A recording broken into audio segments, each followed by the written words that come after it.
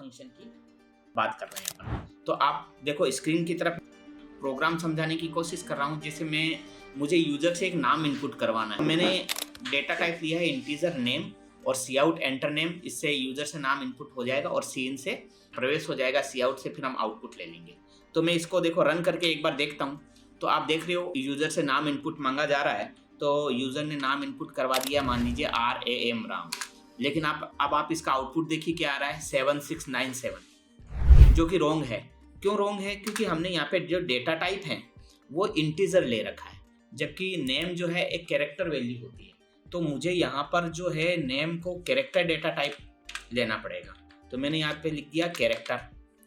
अब जब मैंने कैरेक्टर ले लिया तो फिर यहाँ पर कैरेक्टर के साथ में सी इन फंक्शन से मैं इनपुट नहीं करवा सकता और न ही सी आउट से मैं आउटपुट ले सकता हूँ। तो कैरेक्टर डेटा टाइप के साथ में मुझे गेटचर और पुटचर और गेट्स और पुट्स कमांड का इस्तेमाल करना होगा। गेटचर जो कमांड है उससे मैं एक कैरेक्टर को इनपुट करवा सकता हूँ और पुटचर से एक कैरेक्टर को आउटपुट ले सकता हूँ। और गेट से अक्षर का समूह, यानी मैं कह सकता हूँ पूरा वर्ड। पुट से पूरा वर्ड को मैं प्रिंट भी कर सकता हूँ, जैसे मैं आपको दिखाता हूँ। अब यहाँ पे सीन कमांड से काम नहीं चलेगा, मेरे को इसको यूज करवाना है तो मुझे यूज करना होगा गेट्स। जैसे नेम बराबर, अब मुझे नेम वेरिएबल को ही इनपुट करवाना है तो नेम बराबर गेटचर, और ये मैंने फंक्शन लगा दिया।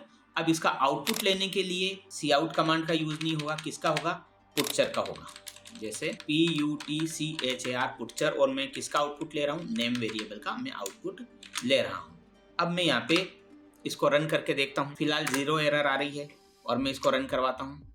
नेम मांगा जा रहा है, मान लीजिए मैंने लिख दिया राम, बट आप आउटपुट देखें केवल एक ही कैरेक्टर आ रहा है, क्योंकि अभी मैंने बताया था कि गेटचर आपने भले ही इनपुट दे दिया हो, राम पूरा का पूरा वर्ड दे दिया हो, लेकिन इसने एक ही कैरेक्टर को इनपुट लिया है गेटचर फंक्शन ने, और एक ही पुटचर ने एक को ही आउटपुट दिया है। तो ये गेटचर और पुटचर जो है मोस्टली जैसे अपन गर्ल्स बॉयज, मेल फीमेल, इस तरीके के जो डेटा है वो इनपुट करवाने काम में आते हैं। अगर मुझे जैसे मान लो गर्ल्स बॉयज इस तरीके के इनपुट या आउटपुट लेना है तो मुझे गेटचर और पुटचर कमांड काम में लेना होगा।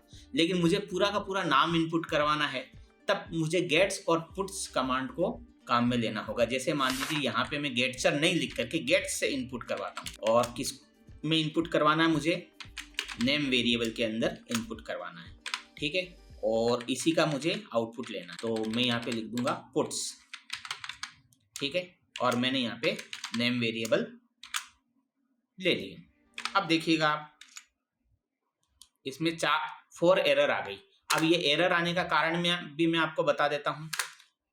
यहाँ पर जब हम गेट्स और पुट्स इनपुट करवा रहे हैं तो इसका मतलब है अक्षरों का समूह, यानी कि पूरा का पूरा वर्ड इनपुट करवा रहे हैं।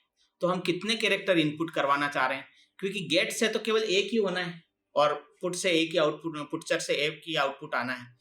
लेकिन गेट्स और पुट से तो अक्षरों का समूह आएगा। तो कितने यहाँ से कैरेक्टर डाटा टाइप की जो लिमिट्स होती है 256 कैरेक्टर तक हो सकती है।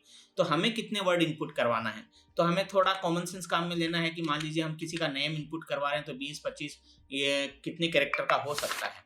तो मैक्सिमम कितने कैरेक्टर का हो सकता है वो हमें यहाँ पे डिफाइन करना पड़ेगा। मान लीजिए मैंने लिख दिया यहाँ पे 20। अब देखिएगा, अब मेरा ये एरर नहीं आएगी और अब मैंने नेम को इनपुट करवाया, आ गया।